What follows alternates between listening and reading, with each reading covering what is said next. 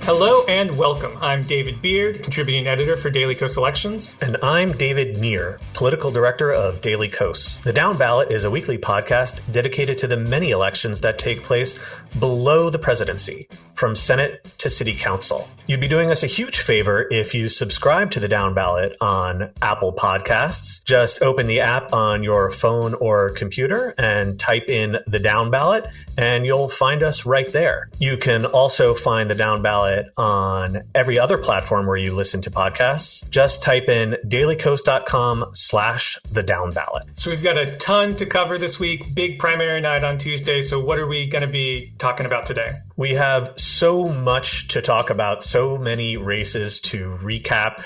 We are going to be discussing the primaries for Senate and governor in Pennsylvania, for Senate in North Carolina, a whole bunch of House races in a variety of different states, including, of course, Pennsylvania and North Carolina, but also Oregon as well. And we are going to be chatting about many of these races with one of our very favorite people, a longtime Daily Kos Elections fan and booster, and a fantastic political strategist and radio host, Joe Sudbay. So let's get this show on the road.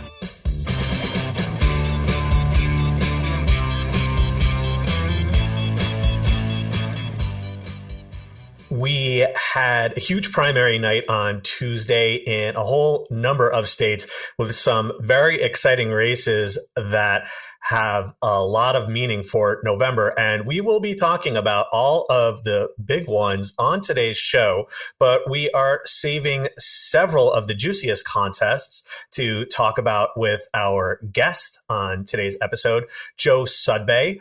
So we wanted to discuss a few others that we may not have time to get to with Joe in our weekly hits. One of the states leading the docket on Tuesday night was North Carolina. David Beard is a native of North Carolina, so I think he's contractually obligated to talk about the state in every single episode. What have you got for us? Well, the most disappointing thing is that there aren't any notable runoffs now in North Carolina because of North Carolina's low 30% runoff rate. So we won't get a second chance to talk about North Carolina primaries later in the summer, so we're just left with this week. And there were a ton of competitive races this week. The Senate race being obviously the most prominent, where Representative Ted Budd on the Republican side easily defeated former Governor Pat McCrory about 59% to 25%. So this was not ended up being a close race at all.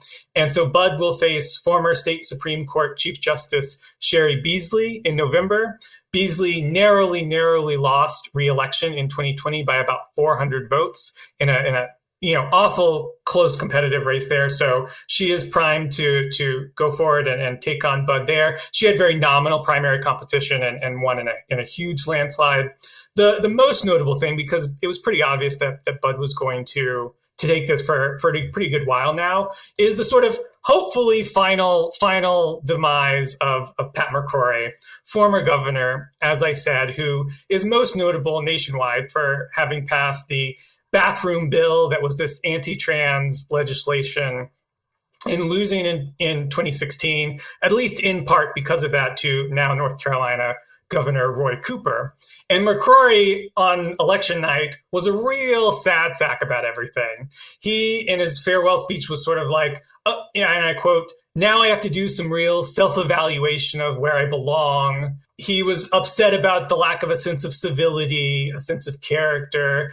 And he seemed to think that it was so unfair that in 2016, everyone caricatured him as a right-winger because he passed this super anti-trans bill. And then now, because the party is now super Trumpist and he's not really tight with Trump, he's mad that the Republicans are now, caricaturing him, in his view, as somebody who's not sufficiently conservative enough. So largely, it's just a bunch of whining. He talked about how he was called a Republican in name only during the primary. He didn't endorse Budd for the general election. He seemed to waffle about it. I wouldn't be surprised if he doesn't come around in the next few days or weeks to endorsing Budd, but he was clearly in no mood to do so on Tuesday night. So really a character I will not miss at all on the front stage of North Carolina politics. One thing I would note, you mentioned Trump. Trump was a huge backer of Bud, and Bud's other patron is the far-right anti-tax group, the Club for Growth. And they spent many millions on his behalf. And as our Daily Coast Elections colleague Jeff Singer likes to point out, when the Club for Growth and Donald Trump take the same side in a primary, that person stands a really strong chance of winning. It's in these other races where the club and Trump have been on opposite sides, for instance, in the Ohio Senate race, where things get a whole lot messier. But when they are united like this truly horrible Voltron with only 2 Voltron parts, then they're fairly unstoppable. See, I go back to Captain Planet. That's what I watched when I was a kid. It's like, with our powers combined, it's some sort of evil version of Captain Planet where they combine their Trump and Club for Growth powers and then they're unstoppable. But Voltron's a good one, too. There are a few other races, congressional races in North Carolina we wanted to cover. North Carolina 11, of course, is the one I'm sure everyone's waiting to hear about. We're going to talk about that with Joe a little later on. But there were a couple other big races in North Carolina. First off, North Carolina 13, which is sort of because of its large reconfiguration from the previous maps, didn't really have an incumbent. And both sides had a competitive primary. On the Democratic side, State Senator Wiley Nickel defeated former State Senator Sam Searcy, 52% to 23%, so a pretty strong showing there. On the Republican side, there were a ton of candidates. And the one who sort of squeaked it out at 32%, which is just above North Carolina's 30% barrier to avoid a runoff, was former North Carolina State football player Bo Hines. And this is a little bit like, Madison Cawthorn in North Carolina 11, sort of a junior version of that. Bo Hines, no real political experience, just came out and decided he wanted to run for Congress, got Trump's endorsement in part thanks to Cawthorn, and then just sort of started district hopping because the maps kept changing. Started off in the much more western district in the state. And then when it came up that this was the district that was sort of open and competitive to Republican leaning, he just sort of dived in over here instead. And so Hines is going to advance to the general election without any sort of runoff, and really without any sort of good reason other than Donald Trump endorsed him, and it was a bit of a clown car of a primary. And hopefully that'll benefit Nickel, who he faces in the general election. It's a very, very competitive seat, probably the most competitive seat in North Carolina. It takes in sort of the southern Raleigh suburbs to points south. And so that will be a very close race to watch as we move to November. The last district I wanted to talk about in North Carolina is the 1st district, where G.K. Butterfield is retiring. Democrat, longtime, incumbent in that seat. On the Democratic side, State Senator Don Davis defeated former State Senator Erica Smith, 63-31. Davis is a lot more moderate of the two. He had some not great votes on abortion. He had in the state legislature, and Smith really ran more as the progressive candidate. But unfortunately, a lot of money was spent on Davis's behalf, and it ended up being not particularly close in the end. On the GOP side, accountant and 2020 nominee who lost to Butterfield by, I think, about 8 or 9 points, Sandy Smith defeated Rocky Mount Mayor Sandy Roberson 31-27. Again, just very narrowly getting over that 30% mark to avoid a runoff. Now, Sandy Smith has a lot of controversies in her past, which was not helpful, obviously, in 2020, and is looking to come back and bite her again in 2022. She's been accused of spousal abuse and other various controversies that we'll see litigated, I'm sure, a lot in the lead up to November. The Congressional Leadership Fund, which is the main House GOP super PAC, it's very closely tied to GOP leaders in the House, including Kevin McCarthy. They came in at the last minute to try to stop Sandy Smith with a pretty big ad buy, which suggests that they know that she is real trouble for them. But this is now the second cycle in a row where CLF has come in to try to thwart a candidacy of an unacceptable Republican candidate and failed. They tried to block Jim Oberweis in Illinois in 2020, and he won the GOP primary there in a critical race and then lost the general election. So Republicans really did not have a good night in terms of picking their maybe least objectionable candidates, shall we say, and we'll be discussing Pennsylvania with Joe Sudbay in a little bit on that front as well. Flipping over to the other coast, there is another incumbent who is right now on track to lose. That is Blue Dog Democrat Kurt Schrader in Oregon's redrawn 5th congressional district. He is trailing right now progressive attorney Jamie McLeod Skinner. As of Wednesday evening, when we were recording this episode, Schrader was down 61-39 with around 40,000 votes counted. However, a very large number of votes remain untallied in what is more or less his home base of Clackamas County. And those ballots are going to be slow to be counted. There was an error with printing the barcode, so that's really slowed things down. However, the back of the envelope consensus is that Schrader has way too much ground to make up, and that McLeod Skinner is going to be the likely winner. If she is, either way, this is a somewhat competitive district. It leans blue.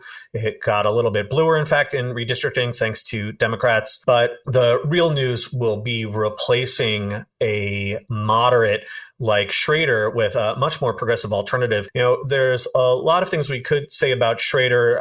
Last year, when Democrats were really speaking out in one voice about the importance of impeaching Donald Trump because of his leadership of his coup and insurrection and attack on the Capitol, Schrader at one point decided to dissent on this and likened the idea of impeaching Donald Trump to a, quote, lynching. And he had to apologize for that, but really it just kind of shows you where his head's at. But more substantively, last year, he voted against a bill that would lower prescription drug prices.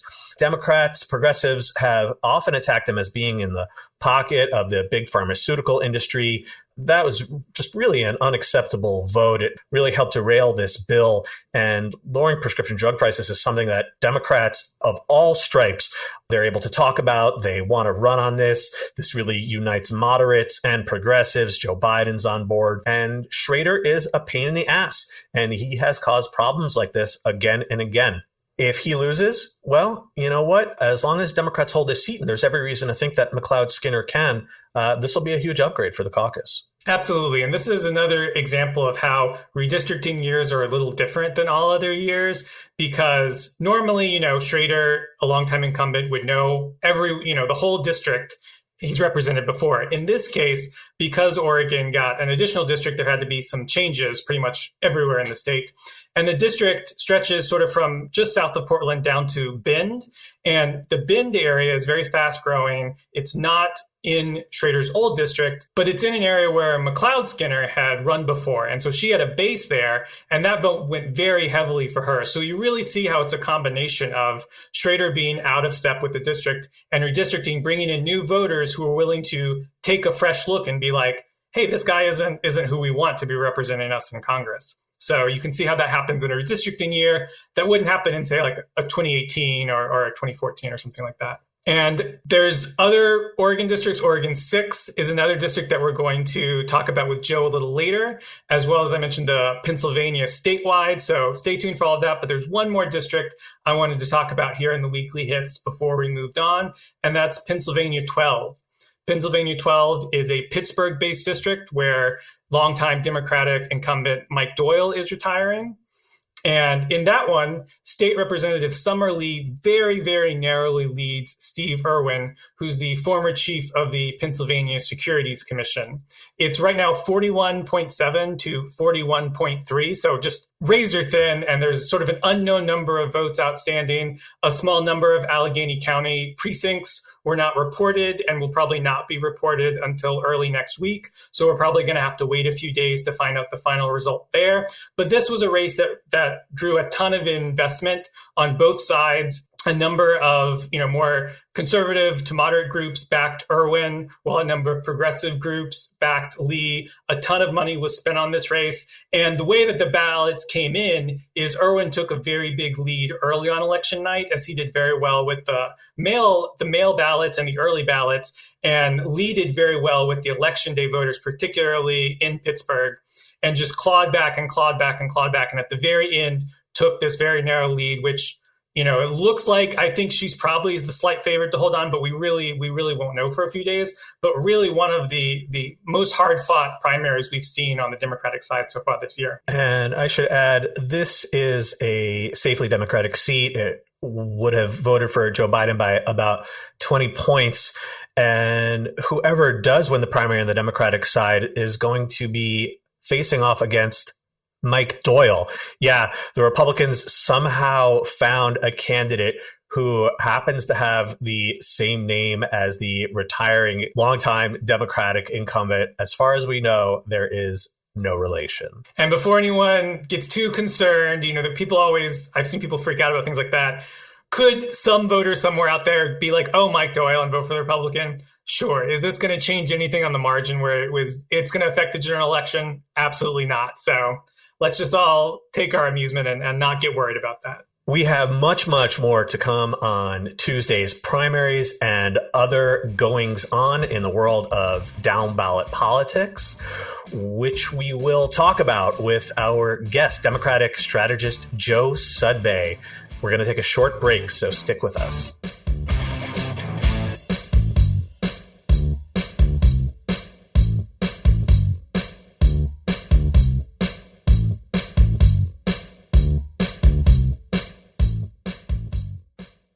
Joining us today, I am so excited for this guest. It is political strategist Joe Sudbay, who is host of the SiriusXM radio show State of the States. I have also been a guest many times when Joe has hosted for Michelangelo Signorilli on SiriusXM Progress, and we love to nerd out about elections.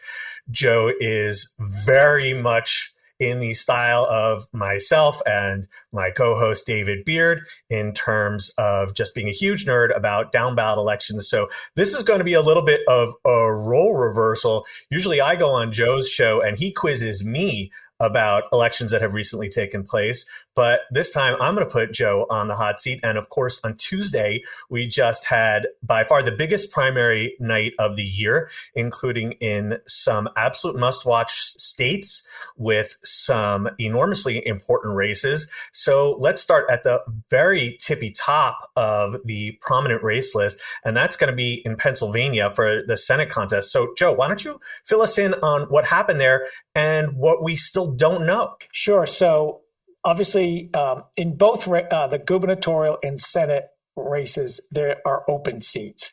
On the Democratic side, Josh Shapiro, the Attorney General, he ran unopposed. He's the Democratic nominee. For governor on the Republican side, they have nominated one of the craziest, most extreme politicians that we have seen in a very, very long time. He's basically a Christian ideologist, nationalist. I mean, Doug Mastriano was at the January 6th event. He is really Trumpier than Trump, which, that's kind of getting out there. But this guy, I'll tell you, one of the ways I knew Republicans were freaking out, and I know in the traditional media, they would never say Republicans in disarray because that kind of language is never, they can only use that language for Democrats. That's not allowed.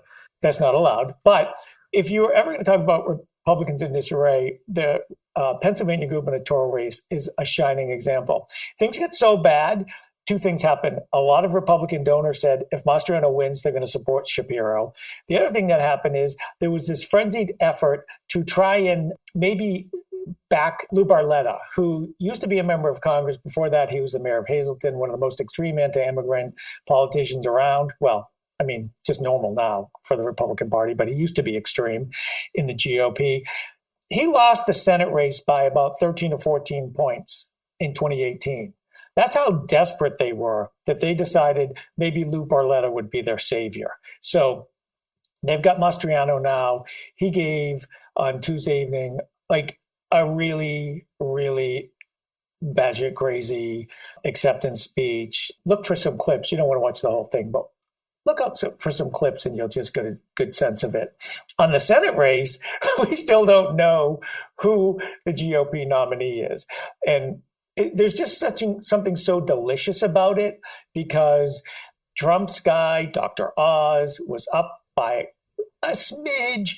The Republican, the other Republican not from Pennsylvania who ran, like Oz wasn't from Pennsylvania but ran, David McCormick, was telling people on election night, don't worry, we're going to get the mail-in ballots. Now, I think a lot of your listeners will remember that in 2020, a certain presidential candidate at the time, president, made a big deal about the fact that mail-in ballots were coming in and how corrupt that whole thing was. So the question is, does McCormick overtake Oz with mail-in ballots? And what's the fallout here? So the other thing that happened is Kathy Barnett, everyone thought, she's Mastriano level extreme. She kind of faltered. She only got 25% of the vote, around 25% of the vote. There was some belief that she might have sucked away some votes from Oz, who, as we all know, Trump endorsed. So, yeah, it remains to be seen. John Fetterman won on the Democratic side, a commanding win, 60% of the vote. I thought that was fascinating because, if you ask the DC professional Democrats who is their ideal kind of candidate, they would present to you someone like Connor Lamb, a congressman from Western Pennsylvania. And so they were all geared up that Connor Lamb was going to soar in because he was, on paper, the right candidate.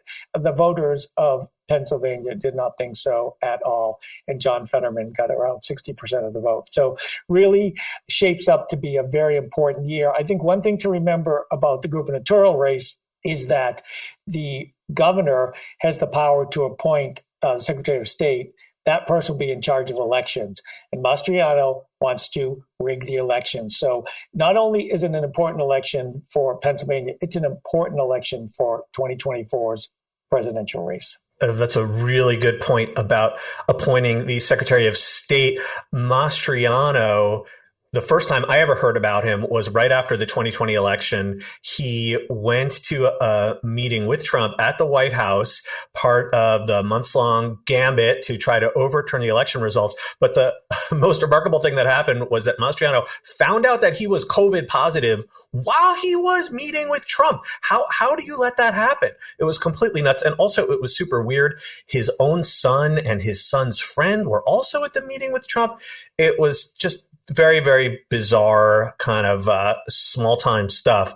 But the dude is also a QAnon adherent. He really checks all the boxes. He's really maybe like a Marjorie Taylor Greene type. But, I say this almost every week on this show. We have to be careful about what we wish for. Definitely Shapiro's job has gotten easier by the fact that the GOP nominated an absolute lunatic like this. But at the same time, the risks just went up because this is going to be a tough year and Pennsylvania is a swing state and Mastriano can win. There's no question about it. It's not like he's going to lose 70-30. No matter how well Shapiro does, it's not going to be some, enormous blowout. So yeah, there is a real chance of his victory. And that's why we have to fight as hard as hell to make sure that doesn't happen. Right, absolutely right. And, I think anything can happen. Look, we still all bear the scars from 1994, 2010, 2014, in what were bad Democratic years. Now, we believe, that if you follow trends, that's what will happen. There are some amazing factors, important factors that could kind of change that dynamic. I think the fact that we had a coup and the fact that, we know about the Roe decision, hopefully that will motivate Democratic voters because seriously, our democracy, which was founded in Pennsylvania, in Philadelphia, could be undermined in Pennsylvania. if Mastriano wins. And one thing I'll note, though I know we have a ton we want to get to, is it might help that this is a governor's race. We've seen even throughout the Trump era, if you will, that there still retains some more flexibility among voters who may be very strictly adherent to their partisanship when it comes to congressional races, Senate races, the presidency, when they're thinking in a very DC oriented way, that in governor's races, we have seen more flexibility. Laura Kelly won in Kansas in 2018, which was obviously a good year for Democrats, but it was still Kansas. So, that's helped, particularly obviously when Republicans nominate really bad candidates like Mastriano is, that could help, even if it is, a bad year like we worry that it might be, that Shapiro could still overcome that because he is a much better candidate. And, middle of the road, quote unquote, Pennsylvania voters are going to be willing to vote for him, even if they really want to send Republicans to DC for whatever reason. That's really important. I think that's right. That's really right. So another race we saved to talk with Joe about is North Carolina's 11th district Republican primary. Wait, did something happen there? I know. It's gotten a strange amount of coverage for this, minor congressional primary. You've heard about it apparently all across the world. People know about Madison Cawthorn now because of the various and sundries controversies he's gotten himself into. But he lost his primary in an attempt to run for his first reelection to State Senator Chuck Edwards, who very narrowly defeated him. So, tell us your thoughts about Madison and all of the glorious things we've gotten to learn about him in the past few months. Well, I think one of the things we learned is you can be as extreme as possible in the Republican Party. You can support the replacement theory. You can talk about invasions. You can do anything. But do not say that Republicans in D.C. do coke or go to orgies, because the entire hierarchy of the Republican Party will turn on you. And that's what we really did see that happen to Cawthorn. And he still came pretty close. I mean, in the low 30s, but still, I found the way, it was interesting because every time there was a new revelation, and there were numerous revelations over the past few weeks about him, he would tweet, "The libs are trying to destroy me." No, dude, it was the Republicans that were trying to destroy you, and the Republicans that did. Now, what I would really like to see is for Madison Cawthorn to maybe start an OnlyFans page or something like that, where he can really dig into. Joe. Really can dig into the orgy factor in the GOP. I mean, there are a lot of videos that show he likes to show off. So it might be a job for him. I don't know. Wow, I did not realize we were going to head in this direction. I'm sorry, it just happened so quickly. I just thought of it. I did see a lot of Twitter that he doesn't have a lot of work experience because he became a congressman so young. It's actually interesting. And also the fact that, again, he's so young, he's got 40 or 50 years to make a comeback. So who knows what happens when we've got a 50-year-old Madison Cawthorn running for something 25 years down the road. Yeah, it's a long sordid future for him, and we will all suffer for it. I do think what was in North Carolina, Sherry Beasley, I'm really high on her candidate. I know North Carolina is a tough state. She's now the Senate Democratic nominee, will be running against Ted Budd. We know it's going to be a tough year. North Carolina is always a tough state, but I really have a lot of respect for Sherry Beasley. She lost the Supreme Court by 400 votes in 2020. So I know North Carolina's broken our hearts many times, but they have elected Democrats in the past. And I do really believe there's a lot of on-the-ground organizing that's happening. I got to talk to Ricky Hurtado, who's a state rep last year, just about the work that they were doing, realizing that they couldn't count on outside money to save them. They needed to save themselves. So I'm kind of excited about that one. As listeners know, and you may know, I'm from North Carolina. I bring up North Carolina all the time. So I'm very glad to hear that you've got some optimism for that race. Yeah, it might be misplaced optimism, but she's a terrific candidate, and Ted Budd is a Trump nominee, and he's kind of extreme, and we'll see what happens. I mean, it's going to be a rough year anyways, as we've discussed, but I think, if we can get out, if young people will vote and people of color will show up, who knows what could happen? A friend of mine said to me last night that they wish that Madison Cawthorn had lost for being a Nazi instead of just for embarrassing Republicans. But we'll take what we can get, I think. Right. And you can't lose for being a Nazi or look what they nominated for their governor in Pennsylvania, Mastriano, QAnon, who wanted to steal the election, is determined to steal the election. In many ways, you get rewarded for that kind of behavior in the GOP. So we're going to switch gears and flip over to the far side of the country. This is a race that we have talked about at length. Oregon, thanks to population growth, won a new House seat in reapportionment. Democrats there created the blue-leaning 6th congressional district, a brand new open seat. And Democrats unexpectedly had a completely bonkers, out of control, and I will say obscene primary that really should never have happened. But the good news is the good guys won. So what went down? Oh my God. The amount of money that was spent in this race by, I call him a crypto bro, who had a super PAC to elect a kind of I'm just going to call him sort of a no-name Democrat. And also, the other thing that really struck me in this one, I mean, like the crypto bro super PAC is spending money in a bunch of places. And like you said, fortunately, Andrea Salinas won. She will be the first Latina to represent Oregon. But the other thing that happened was the House Majority PAC decided to invest in this race against her, well, for the other Democrat, which I know I keep not mentioning his name, but I am just so amazed that this was the race they chose to get into.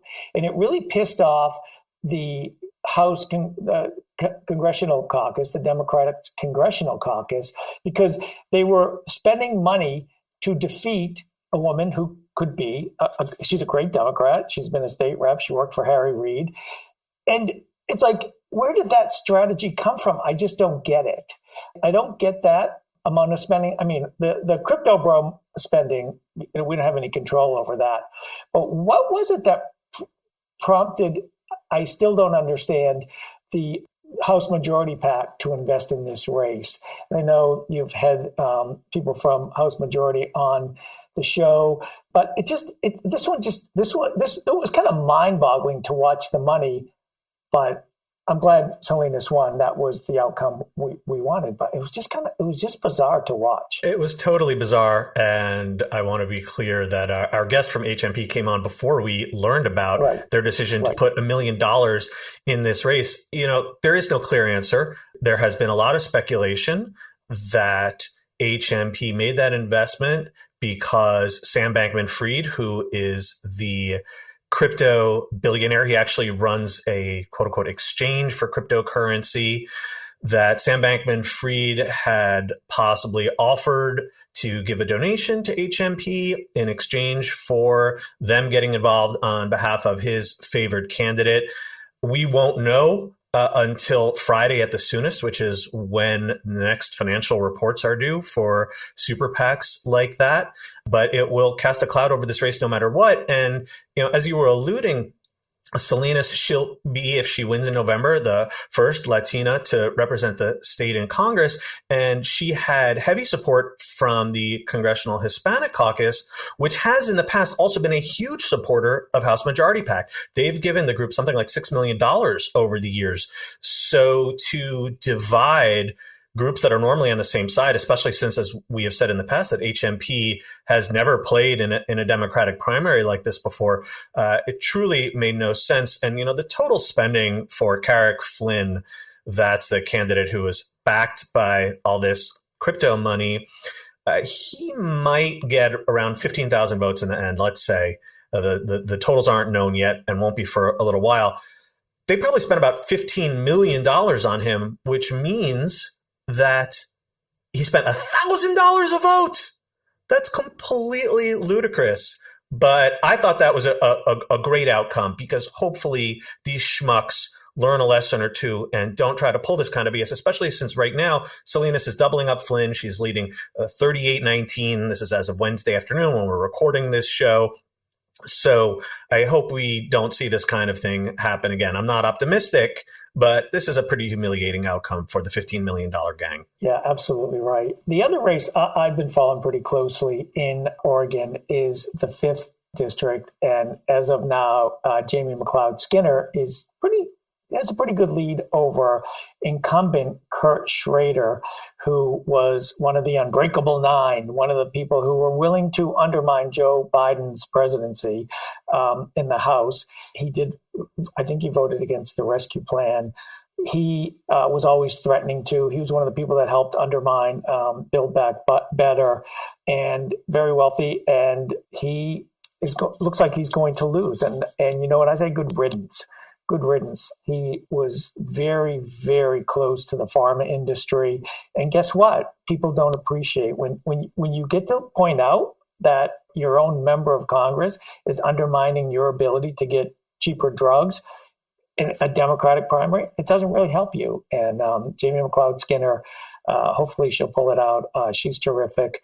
And so that and she will be part of the LGBTQ equality caucus. So I especially appreciate that. Yeah, I think the thing that connects both of these races is the proof that like money is not the be all and end all, particularly in primary races. And that's not to say that money isn't really important. All else things being equal, usually the person with more money is going to win, but often everything isn't equal. And what we saw here, particularly, in Oregon 5, was more of a ideological, Schrader was outside the median, sort of the norm of, the Democratic Party in that area. Also had some new voters because of redistricting. But, those things combined were more important than the fact that he had more money. And, in Oregon 6, like Salinas was at a huge, huge money disadvantage, but she had, backing from a lot of like what we call establishment, but we mean like, the Hispanic caucus, the labor groups, things like that, of people who supported her because they had relationships with her. And that's the type of establishment we're talking about versus a billionaire. And those kinds of support, being known in the community, being a state rep, is going to oftentimes be more important than spending $11 million on advertising when you don't have anything to back it up. If there was some compelling reason that Carrick Flynn needed to be in Congress that people cared about, because there was all this talk about like effective altruism and like pandemic preparedness, and those things are fine, but they're not what everyday voters care about. Right. So, going in and Salinas talking about like, here's what I've done, here's what I care about, and understanding that's what voters are going to care about versus just like $11 million, that's not going to get you anywhere. And we saw that, proven in a good way. It really was in a good way, too. And I think the same thing is true about Salinas and Jamie McLeod Skinner, is that they both knew their communities pretty well and had been active in their communities. And look, when you're running for Congress in a primary, that really matters. And there was an authenticity to both of them that I think really, really mattered, too. I think, they weren't, I always say that what happens too often is that you meet these great candidates and then they go through this high pressure car wash in the DC, among some of the DC consultants, and they come out on the other side speaking in, talking points in pablum, and voters get that. So in a way, if you're not the chosen one of kind of the big money, you can keep your authenticity because you don't have to go through that car wash. You can stay who you are. And I think voters have really good bullshit detectors for the most part.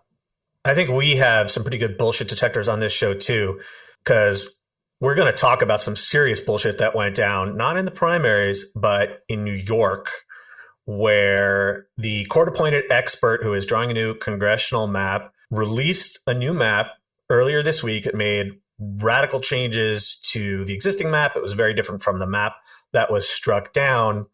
And right after the map dropped, the chair of the Democratic Congressional Campaign Committee, the DCCC, this is the group that is tasked with protecting and expanding the Democrats' majority in the House, Democratic Congressman Sean Patrick Maloney, he announced that instead of running in the district where 3/4 of his constituents currently live.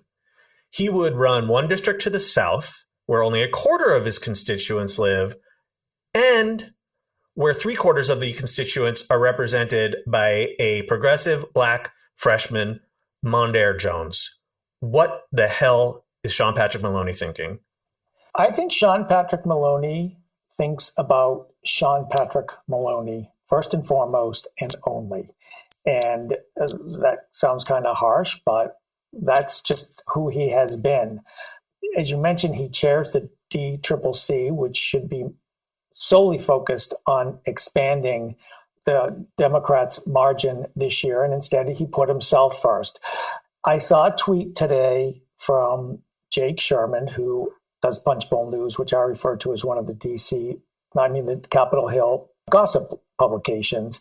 But he said, Sean Maloney allies are spreading the message that Jones would be ideologically better suited for another district. So Richie Torres, another member of Congress from New York, retweeted that and said, the thinly veiled racism here is profoundly disappointing. A Black man is ideologically ill-suited to represent a Westchester County district that he represents presently and won decisively in 2020.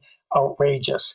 Now, the other amazing thing about this is Sean Patrick Maloney, Richie Torres, and Mondaire Jones are all gay.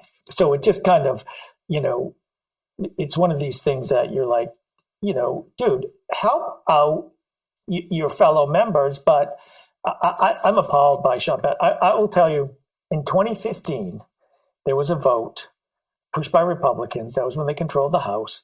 Was when Trump's campaign was really getting rolling, and they were attacking Syrian refugees.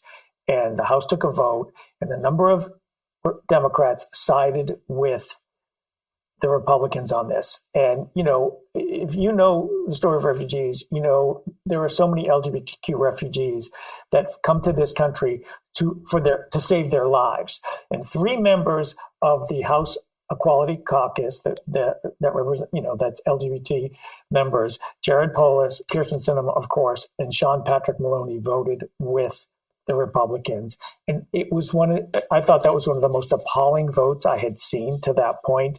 But that vote told me everything I need to about Sean Patrick Maloney. And I've never seen anything to change my view. There's a couple of other impacts here of this really selfish move by Maloney.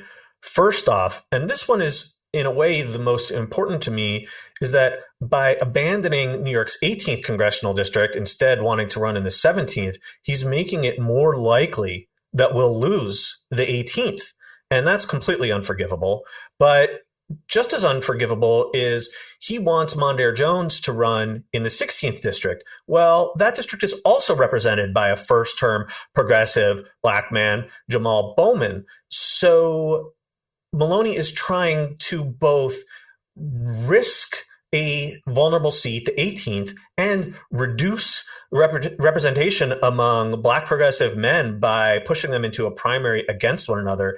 It's really a double whammy of BS. Now, I want to caution, Mondaire Jones hasn't said what he's going to do yet. Right. The map could still change. We're not expecting a final version from the court until Friday. But this is completely unacceptable all the way around. And what's really amazing, you quoted that tweet from Richie Torres. Mondaire Jones also publicly attacked Sean Maloney. And for these freshman members to go on the record after a top member of Democratic leadership, that's really, really remarkable. And we've even seen some reporting that there is talk of almost a rebellion to try to depose Maloney as chair of the D-Trip. Well, and all of the criticism is warranted, and the scenario you laid out is so important. I want to point out one other thing that's really important. The reason we're in this situation is because of the New York. It's a court of appeals, right? It's the Supreme Court, but it's really the Court of Appeals, the way the New York legal system is set up. It was really kind of a conservative appointee, someone who progressives did not want appointed, but kind of got pushed through. that was the deciding vote. And I think it just reminds us how important state Supreme Court justices are. And when you have power, when you control a legislative body, don't cave in, don't compromise. And it's just, we live with the ramifications of this all the time. And in some states, Supreme Court justices are elected. In some places, that's worked to our advantage, like Pennsylvania with some of the redistricting. But we really need to understand just the interrelationship between justices, judges, and how districts are decided. And this played out like this, I kind of feel like it's Andrew Cuomo's revenge. That's exactly right, because the High Court is filled with Cuomo appointees, some of whom are very conservative, especially on criminal justice in particular, despite having been appointed by a nominal Democrat, despite being approved by a Democratic legislature. This really has to change. And fortunately, there's a mandatory retirement age in the New York judicial system. Hopefully, Kathy Hochul will win re-election and appoint some much better, more progressive, and more fair-minded judges to our top court, because once again, this is total BS. And the thing that really gets me around Maloney, to go back to him for a second, is that Jones and Torres should not have been put in the position where they had to come out and publicly go against the chairman of the DCCC. If Sean Patrick Maloney wants to look out first and foremost for Sean Patrick Maloney, that's fine. There are plenty of congressmen and congresswomen who are like that, who are like, I'm here to be elected and to stay elected, and that's what I care about. And if that's what he wants to do, that's fine. If you want to be in the leadership of the House Democratic Caucus, which you are as the DCCC chair, that means taking responsibility for more than just yourself. Then being like, I'm not here just because I want to be a congressman. I want to be here because I want to see Democrats win a majority. I want to see Democrats enact change. And the way to do that, as Sean Patrick Maloney, is to take responsibility, to take on this 18th district that is actually marginally better than his current district, and win that race like he wanted in 2020, and let Jones run in the seat that makes the most sense for him, where most of his constituents already are, and so on and so forth. So the just complete abdication of leadership, the complete, I'm going to look out for me and these freshman members, just trying to claim the fact that because Jones doesn't technically live in the new district, he's slightly into the 16th district, means that I was just running in the obvious district for me. I don't know what's going on with you. Like, you're the D-Trip chair. What do you mean you don't know the broader situation? It's just so unbelievably callous that it's unbelievable. Yeah, it really is. And the other thing that's been really annoying about it, too, is I mentioned the leak to Jake Sherman at Punchbowl, but they've been leaking a lot. I think David Neer tweeted about this, that, you're seeing the same anonymous quotes appearing in different articles. They are using their position as chair of the DCCC to malign other members of the caucus. Now, if you're someone who's not Mondaire Jones and you're running for re-election in a tough re-election, how comfortable do you feel that Sean Patrick Maloney has your back? I wouldn't feel too good about it. If you're one of the candidates running around the country trying to challenge a Republican incumbent or for an open seat, how comfortable does that make you feel? And the other thing that really pisses me off the most is that in doing this, Sean Patrick Maloney plays into what the DC media loves more: gossip about Democrats in disarray. And it didn't have to happen. And it instigated a lot of it, he and his team. And I just think it's beyond appalling. Well, you'll get no argument from us here. We have been talking with one of our all-time favorites, Democratic strategist Joe Sudbay, who is the host of the show State of the States on Sirius XM Progress. You can find that on channel 127. Joe, please let our listeners know how and where else they can find you. Mostly on Twitter at Joe Sudbay. That's where I do most of my ranting when I'm not on the radio or doing podcasts. I really appreciate. Thank you both so much for this invitation. So I'm at Joe Sudbay on Twitter. And then, like you said, I do State of the States. And then I frequently guest host on Sirius XM Progress, which is a lot of fun because they pay me to talk for 3 hours. And as you can tell, I can talk. Well, so can we. Thanks again, Joe. That's all from us this week. Thanks to Joe Sudbay for joining us. The Downballot comes out every Thursday, everywhere you listen to podcasts. You can reach us by email at thedownballot@dailycoast.com. If you haven't already, please like and subscribe to the Downballot and leave us a 5-star rating and review. Thanks to our producer, Kara Zelaya, and editor, Tim Einenkel. We'll be back next week with a new episode.